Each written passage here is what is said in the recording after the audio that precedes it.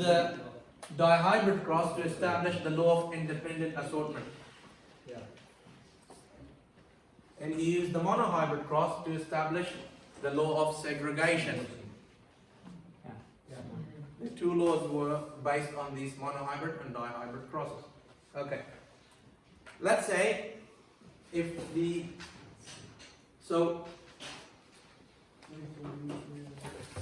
did you understand the linked alleles? Yes. How they work? Yes. So I explained that to you already. Now, so make sure you understand those two concepts, okay? Very important. The linked and non-linked, how they function, okay? If they're linked, you only get two different types. If they're unlinked, four. The other important thing is the variability in genetic variability. These three sources are important, okay? Alright? So, independent assortment, as we just discussed, reshuffling. How do we get that? Random fertilization. Okay? Alright, let's move on to non-Mendelian genetics. Incomplete inheritance and codominance, okay? So you understand about this curly and straight hairline? Yes. Yeah. So in the homozygous form, they each show the phenotype, okay? But in the heterozygous, it's an intermediate between the two, which is what type of inheritance? Incomplete, because none of them is showing, okay? Yeah. There's a in between them. So this neutral. Yes. It's an intermediate between the two. Instead of being straight or curly, we get we get wavy. Okay? If we cross somebody with wavy hair with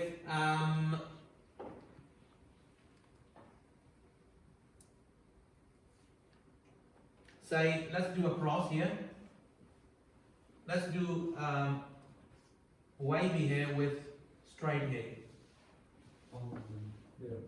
Have two straight. How many of them will have curly hair? 50 curly. No. Zero. Yeah. Okay? Don't make that mistake. Do the Punnett square, okay? How many are curly hair? None. Zero.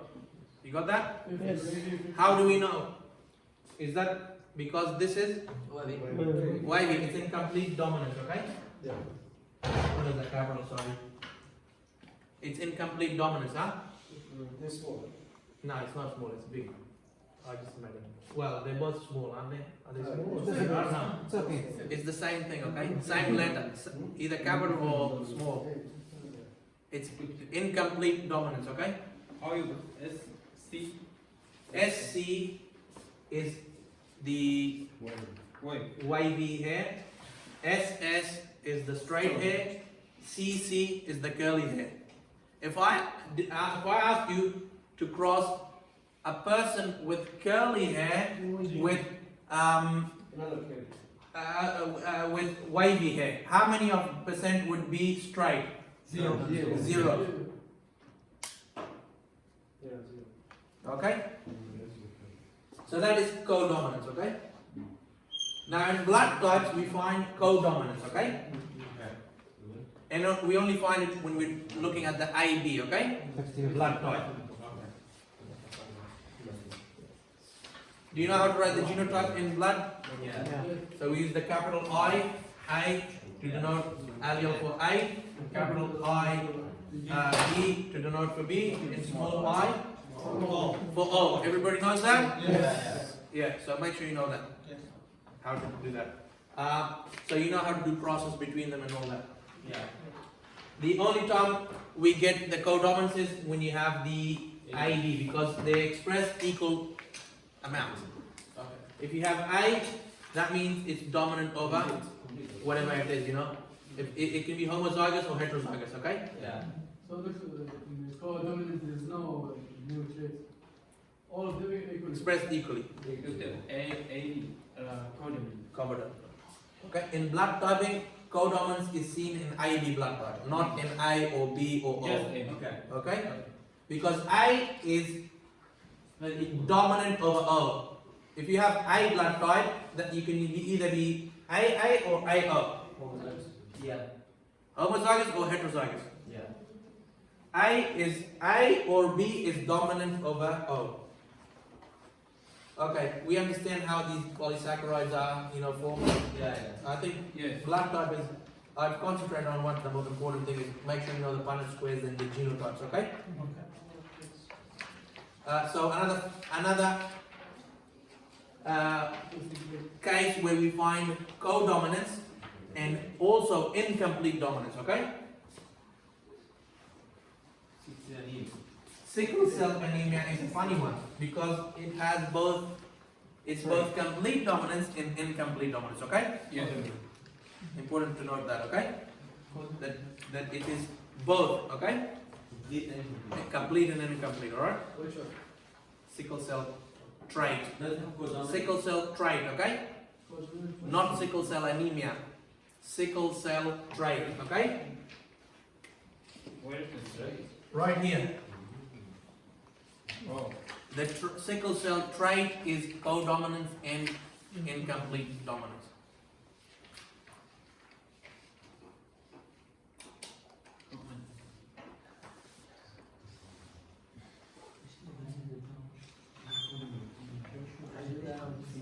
Okay? Alright.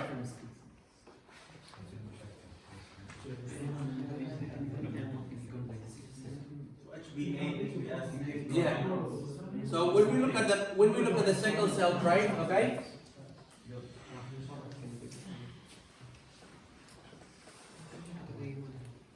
Or the sickle cell anemia. In sickle cell anemia, you have so the two alleles, HbA, which codes for normal hemoglobin, and we have HbS, which is the sickle cell hemoglobin. All right.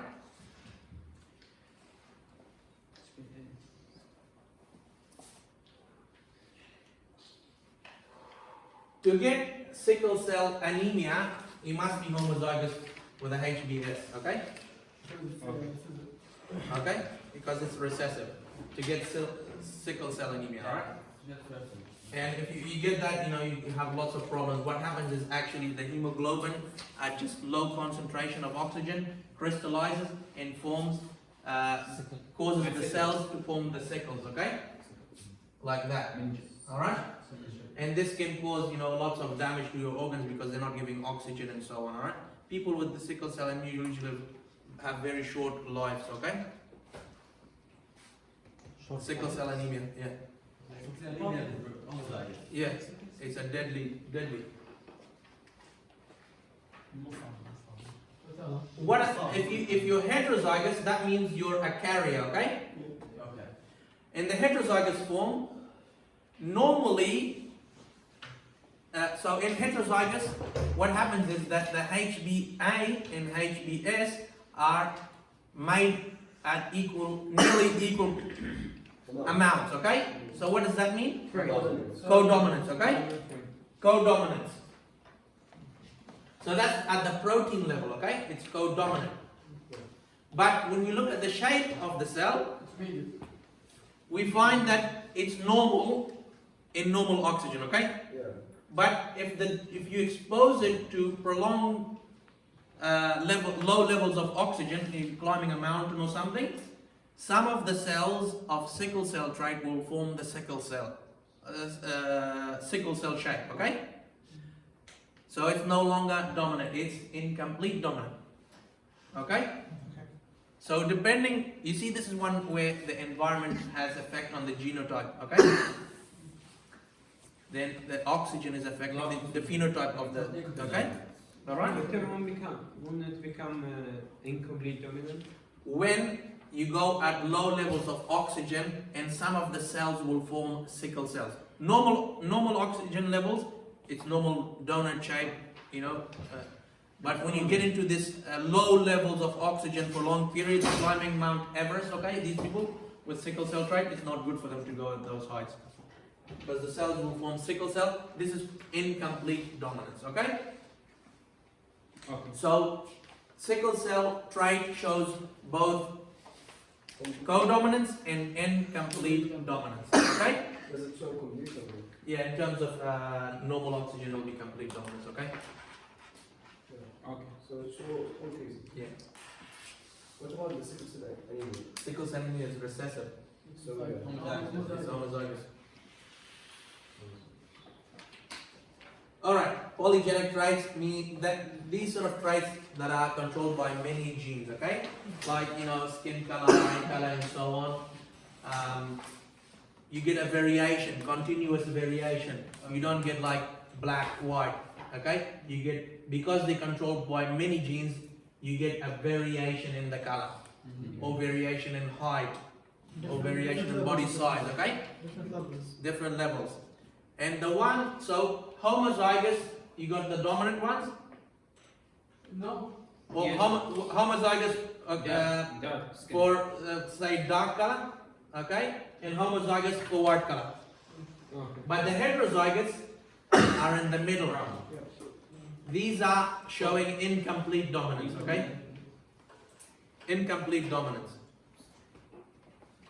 The homozygous show, Complete dominance. well, we can't see the dominance here, okay? Because there's homozygous. To see dominance here, we need the heterozygous, okay? Remember? To determine dominancy, we need to look at the heterozygous, okay? And in the heterozygous, they're incomplete dominance. So polygenic traits show incomplete dominance. And it's a continuous variation, like we see, okay? So as you see here, there you go. You see the heterozygous? The homozygous for tall and homozygous for short. If you cross these two, you get medium height. You don't get tall or short. That means tall or short are not dominant. Do you understand that? Incomplete. It's incomplete dominance. You get in between. It's depends on the number of traits shows incomplete dominance. Sorry? Polygenic traits? Yes, polygenic traits show incomplete dominance. It gives you this bell curve shape. You know, I can't. It's written here. You know that student t-test, normal distribution from maths. You forgot that? Yeah. Remember normal distribution? So homozygous for very tall, homozygous for very short, heterozygous medium. It means it's incompletely dominant. Okay? The heterozygous.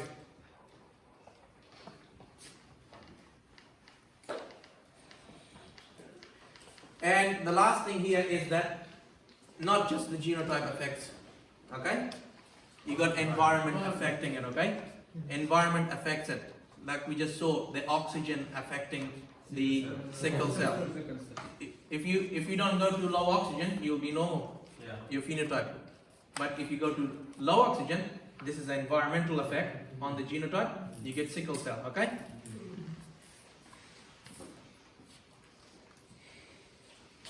Or if you're very short, very tall, your genotype, you don't eat enough food and your nutrition is bad, you're going to be not very tall, okay? So environmental effects also, genotype and environment affect the phenotype. Okay, last chapter, alright? Now I'll go through it quickly. Remember non-disjunction? Yeah. Changing the chromosome. So failure of chromosomes to separate. We can have it in meiosis 1 or 2. If you get non-disjunction in one, what sort of chromosomes fail to separate? The homologous. Homologous chromosomes, okay? Minus 1. Yes. Yeah. Meiosis 2, sister chromatin, okay? And this can cause diseases like Turner syndrome, Down syndrome, Klinefelter syndrome, okay? Those sort of syndromes which this causes changes in chromosome number, okay? Not in structure, okay? Yes. So what about Turner syndrome? Well, I'm not sure about what sort of what is that? Is that a change in chromosome number? Yes. Which chromosome? I think 8.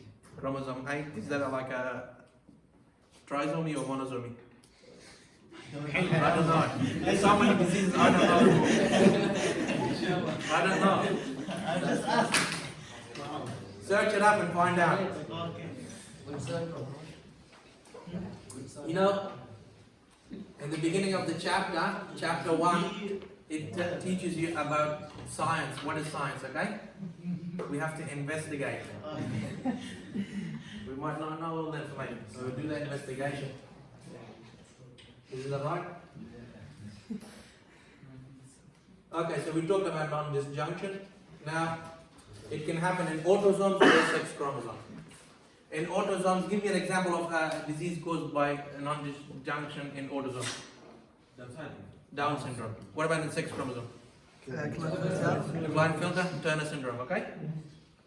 Can you repeat? In sex chromosomes, what is the non-disjunction that happens in the sex chromosomes? Turner syndrome, Klinefelter syndrome, and the autosome is the Down syndrome. There's many other syndromes, but these are ones that we've learned about, okay? So it can happen in the gametes, or it can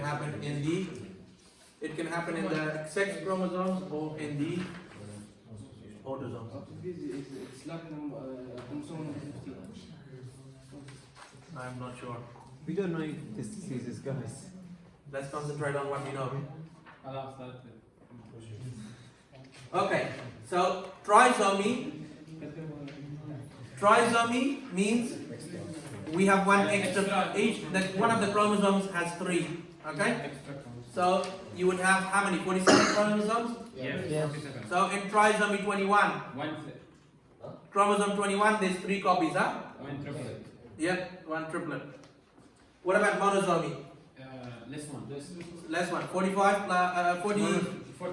45 chromosomes. So 44 pairs, Plus one and one. one singlet, okay?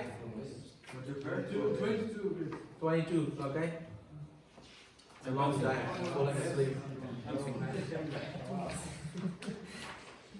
Also, I'm fasting, so low on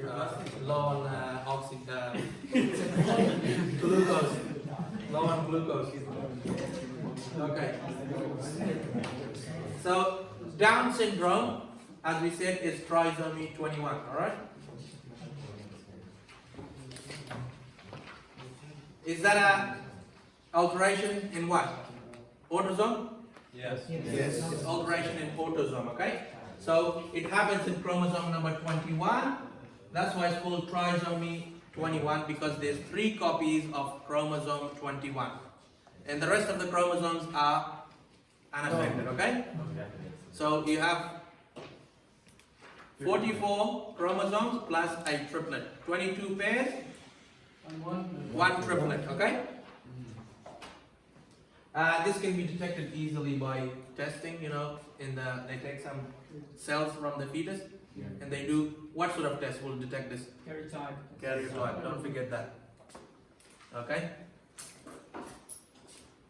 And there's characteristics of these diseases, make sure you know them, okay? Of all the diseases, what characteristics they have, okay? All of them. The ones that are coming now, okay? So, I mean, you know, Down syndrome, you see this short face, typical feature of Down syndrome. You'll see that in all of them. They're very affectionate, cheerful, but they have like respiratory and heart problems.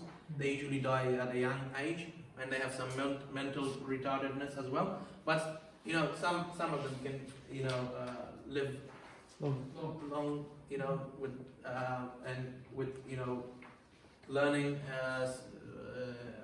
you know, they can integrate into that. They can integrate into the society and have like jobs and stuff like that. You know. Is there any kind of treatment for them? Not genetic disorder. I mean, the only thing is to help with the heart and respiratory problems. Okay. Might be drugs and surgery and stuff like that, whatever. Okay? No, You can't treat the genetic defect Not because it's in the gamete. All his cells have, all her cells have that problem. So so that's an autosomal alteration. This is a sex chromosome. Okay. These ones, when if you have one single Y, You will die. you'll be dead, obviously. If you have an X, because the X chromosomes contain vital genes that you need. You can't survive without it, okay? That's why we have one X, one Y as males, okay? It's Y. Are you confused about your chromosomes? XY. Okay? So as I mentioned, it's very important to know so for Klinefelter syndrome, Turner syndrome, what the characteristics are, okay? The genotypes, okay? Make sure you know the genotypes for them, alright? So Turner syndrome is missing an X chromosome, XXY, alright? So these are alterations in chromosome number. They can be detected with karyotype, alright? Okay.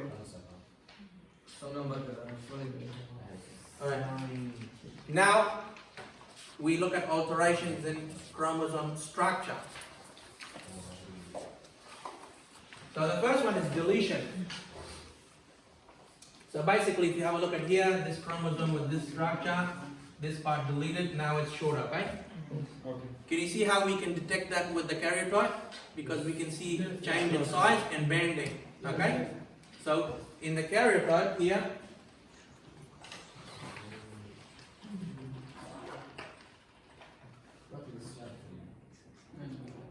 First, up. you see that's the karyotype, okay? If you have a deletion here, it will shorten this chromosome, huh? You will notice it. You will see changes in the bending. What if this part translocates, translocation, so not deletion, and this comes here, okay? We can check the bending. You see, now we're seeing this chromosome that has some bending of chromosome 1, but at the end of it, it has the bending of chromosome 2. So we know that there's some translocation has happened between these two chromosomes. Okay? So translocation happens between non-hormonal chromosomes. Yeah. Oh, it can happen in the same two. It can move to the Up. One is called reciprocal, which happens between. Okay? And then one happens with itself, okay? It can move to a different place in itself, or it can exchange with another chromosome, okay? So these sort of disorders can be detected, okay? And that's how you do it, alright? So deletion, an example of deletion is Chromosome, okay? This disease, it happens on chromosome number 5, okay? Alright? Chromosome number 5 is example of a deletion. You usually get this kitten crying, they have little baby kitten cries because of a deletion in that, okay? And they're mentally not, yeah. So, as I mentioned before, important to know the characteristics, okay? It's killer. Okay, characteristics of each of those diseases. Finally, we got the translocations, okay? So movement of chromosome from one to the other, between them, okay? So you see here, HIJ moved to this, from this one into there, and N into that. This is called a translocation. This can happen in a lot of cancers of the leukemia, the blood cancers, okay? Translocations. Huh? Well, leukemia. Yeah. Of course, leukemia is deadly. Deletion is also Leukemia can kill you, eh? It's cancer. Unless there might be some. Sometimes they have some blood, the bone marrow or something. I think. I'm not sure of. There's different type of leukemia. Depending on the type of leukemia, they will have different. Not maybe all of leukemia caused by translocation. Yes. Translocation happens regularly or just Well, if it happens regularly, you'll have lots of problems. but I mean, when it's happened, No. like is there Well, I mean, depending on the prevalence of the disease, you know, if it's causing a disease or if it's not, if it doesn't harm, you know, if it's harmless, the translocation, then it's okay. Sometimes what happens is it can translocate in the middle of a gene, okay? Or it can move to a chromosome which is not being expressed, okay? And it silences the genes, okay? Can affect the expression of the genes. Can damage genes, can be, so depending on what type it is, okay? But the frequency I'm not sure about. So But normally the frequency of these diseases is not that high, so it's not happening that high. yeah. So we can have a harmless consultation. You could, yeah. So the doctor doesn't have to detect the disease, you use karyotype or Chromosomal disorders in the form of, so can you detect cystic fibrosis by karyotype? no. Can you detect Klinefelter syndrome? What? Klinefelter? Yes, yeah. Yeah. Can you determine Turner syndrome? Yes. Fry-Duchenne? Yeah. Yes.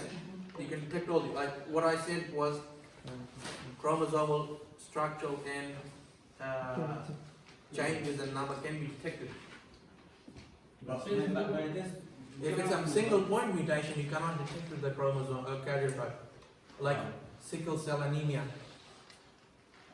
okay? Like cystic fibrosis. The change in number we can Yeah. detect. All right. Fibrosis we can detect it, right? Sorry, what? Fibrosis we cannot detect it. Doctor, what's the difference between retention and inflammation?